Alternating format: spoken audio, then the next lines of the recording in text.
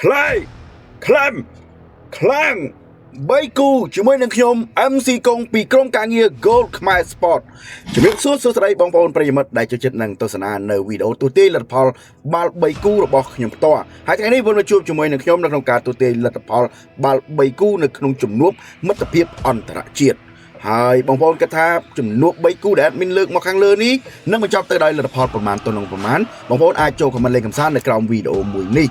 ឬក៏បងប្អូនចង់ចូលរួមទូទាយកម្សាន្តផ្សេងៗនៅក្នុង AKFC Sport ក៏ដូចជាចង់តាមដានបាល់គូផ្សេងៗកុំភ្លេចណា join តាមរយៈ link នៅក្រោម profile ទាំងអស់គ្នា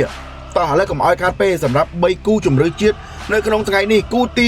1កូរ៉េខាងត្បូងត្រូវជួបជាមួយនឹង Ivory Coast នៅក្នុងទឹកដីកូរ៉េខាងត្បូង admin គិតថាយុគនេះកូរ៉េខាងត្បូងប្រហែលជាមានប្រៀបមានតែមជាងបន្តិចដូច្នេះគូនេះគិតថាប្រហែលជាកូរ៉េខាងត្បូងអាចឈ្នះ1-0ឬក៏2-0ចំណែកគូទី2សូមបដូរទៅទិសអឺរ៉ុបរវាងជម្រើសជាតិហុងគ្រីជួបជាមួយនឹងជម្រើសជាតិស្លូវេនៀសម្រាប់គូនេះ admin សម្លឹងឃើញជម្រើសជាតិចាប់ផ្ទះហុងគ្រីអាចនឹងមានតែមដូចទីគូដំបូងកថានេះហុងគ្រីអាចឈ្នះទៅលើជម្រើសជាតិស្លូវេនៀដោយលទ្ធផលបើមិន 2-1 ទេក៏3-1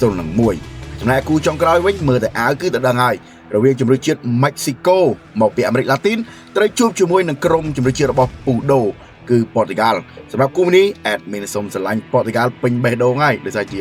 fan របស់ប៉ូទុយហ្គាល់ហើយនិង fan របស់ពូដូផងកថាជំនេះ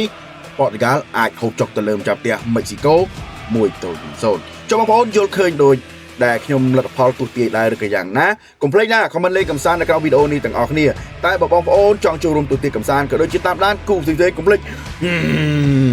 ចុចមក link នៅក្រោម AKFC Sport Tip ទាំងអស់គ្នា